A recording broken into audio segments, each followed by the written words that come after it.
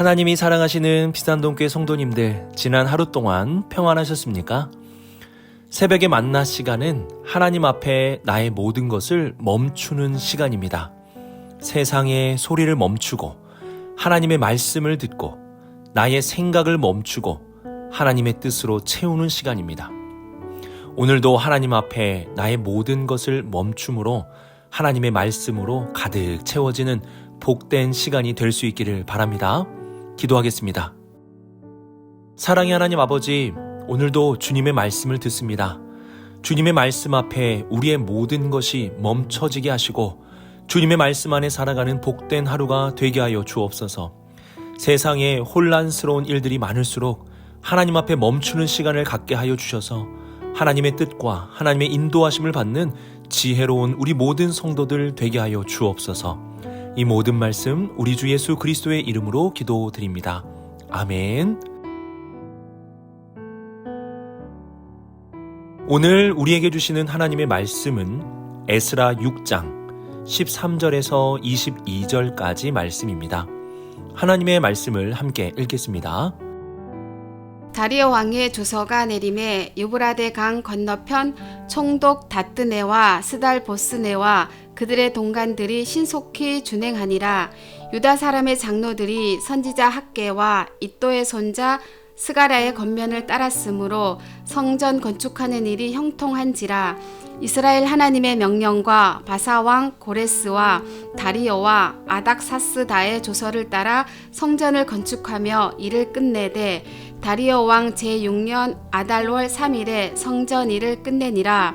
이스라엘 자손과 제사장들과 레위 사람들과 기타 사로잡혔던 자의 자손이 즐거이 하나님의 성전 봉헌식을 행하니 하나님의 성전 봉헌식을 행할 때에 수소 100마리와 순양 200마리와 어린 양 400마리를 드리고 또 이스라엘 지파의 수를 따라 순염소 12마리로 이스라엘 전체를 위하여 속죄제를 드리고 제사장을 그 분반대로 레위 사람을 그 순차대로 세워 예루살렘에서 하나님을 섬기게 하되 모세의 책에 기록된 대로 하게 하니라.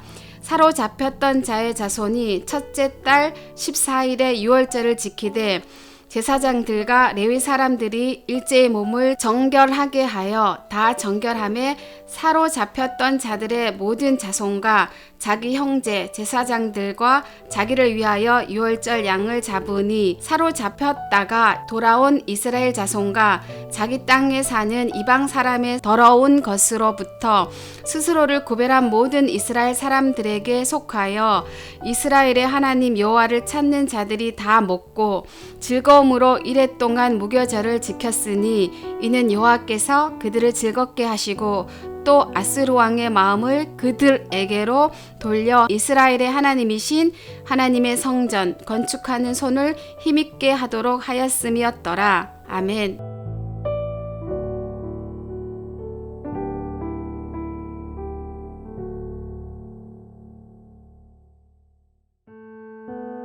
(13절을) 보시면 다리오 왕의 조서가 내려진 후에 이스라엘의 대적들이 신속하게 성전 공사를 할 수 있도록 준행하였다고 말씀합니다. 성전 공사를 막으려고 했던 자들이 이제는 신속하게 성전 공사를 진행할 수 있도록 도와주는 자들이 된 것입니다.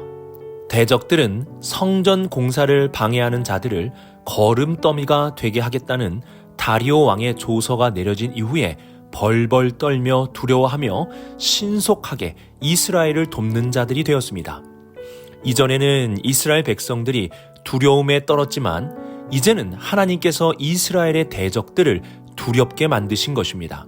이처럼 하나님은 역전의 하나님이 되십니다. 하나님의 백성들이 계속 두려움을 가지고 살게 하는 것이 아니라 그 두려움이 변하여 우리의 노래와 찬송이 되게 하시고 우리를 두렵게 했던 대적들에게 더 큰 두려움이 임하게 하여 주시는 분이 바로 우리 하나님이십니다. 그리고 14절을 보시면 유다의 지도자들인 장로들이 선지자 학개와 스가랴의 권면을 따랐다고 말씀합니다. 포로 귀한 이전의 이스라엘 백성들은 수많은 선지자들의 소리를 무시하였습니다. 더 나아가 선지자들을 핍박하고 죽이기까지도 하였습니다. 하지만 포로 귀환 이후 이들은 선지자의 음성을 듣지 아니하므로 자신들이 멸망했다는 것을 깨달았습니다. 그래서 선지자들의 외침을 듣고 그 권면대로 나아가는 모습을 보여줍니다. 하나님은 이러한 선지자들을 통해 주시는 말씀을 듣는 이스라엘 백성들에게 형통함을 선물로 주셨습니다. 우리는 이러한 말씀을 통해 하나님이 주시는 형통은 하나님께서 주신 말씀에 따라 살아감으로 주어지는 결과임을 잊어서는 안 됩니다.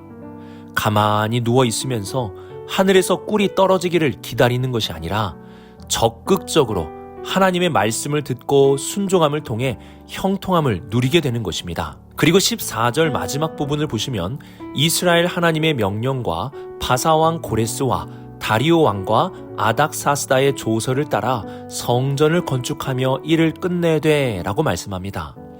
결국 성전 공사가 마무리되었다는 것입니다. 중요한 것은 성전 공사가 마무리되게 된 순서입니다. 이 모든 일을 시작하신 분은 바로 이스라엘의 하나님이 되십니다. 하나님께서 명령하셨고 이스라엘을 돌보심으로 이 모든 것이 이루어지게 하신 것입니다. 그리고 하나님의 명령에 따라 페르시아의 왕들은 자신의 권세를 가지고 성전 공사를 돕는 자가 된 것입니다. 이 중에서 아닥사스다 왕은 성전 완공 이후에 성벽 공사에 도움을 준 왕이지만 에스라의 관점은 성전 공사와 성벽 공사를 하나의 과거의 사건으로 동일하게 보기 때문에 연대를 중요하게 생각하고 있지는 않습니다. 하나님은 이스라엘의 두려움을 변하게 하셔서 노래와 찬양으로 바꾸어 주셨습니다. 또한 하나님의 말씀의 권면에 따라 살아간 이스라엘 백성들에게 하나님은 형통을 선물로 주셨습니다. 오늘 말씀에서 역전과 형통함을 주신 하나님은 바로 오늘 우리의 하나님이 되십니다.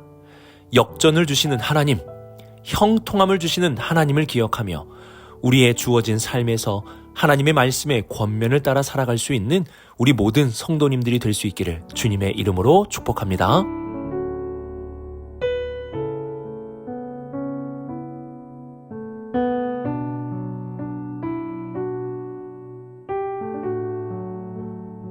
(15절을) 보시면 성전 건축은 다리오 왕 제6년 아달월 3일에 끝이 났다고 기록합니다. 오늘날의 연대로 하면 BC 151년 3월이나 4월쯤이 됩니다. 이때는 이스라엘 백성들이 바벨론 포로로 끌려간 지 약 70년 만이 된 시간이고 예루살렘에 도착한 지는 23년이 되는 시간입니다.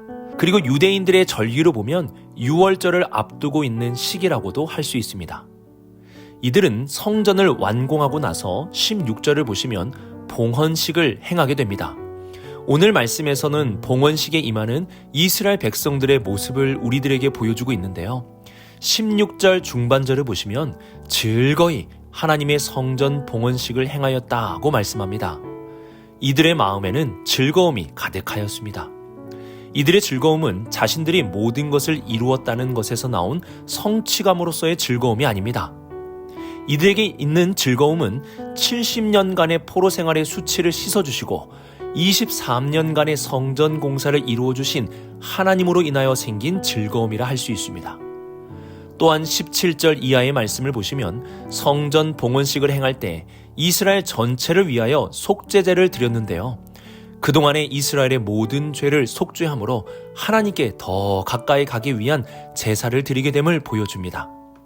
이들은 70년의 포로 생활을 통해 하나님이 없이는 살 수 없다는 사실을 분명하게 깨달았습니다. 그래서 하나님과 더 가까이 가기 위하여 속죄제를 드린 것입니다.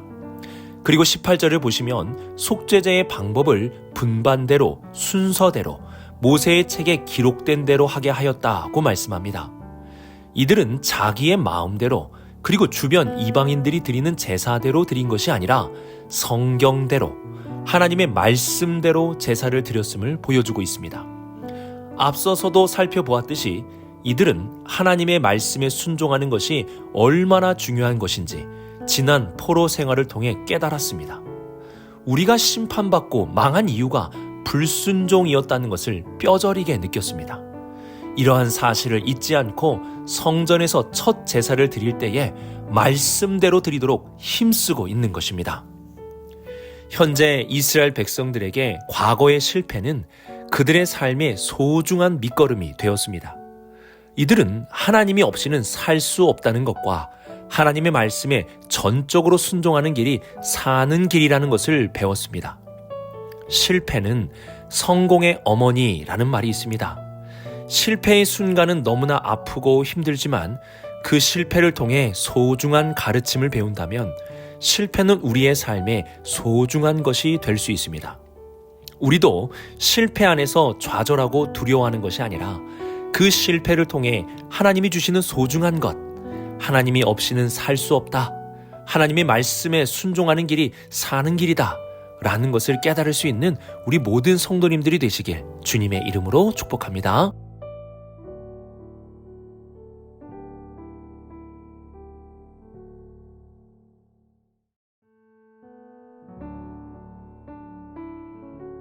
(19절을) 보시면 이들은 유월절을 지켰다고 말씀합니다.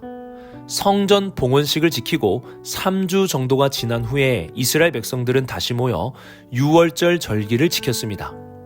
절기는 멈춤의 시간입니다. 바쁜 일상을 살다가 그 모든 것을 멈추는 시간이 바로 절기입니다.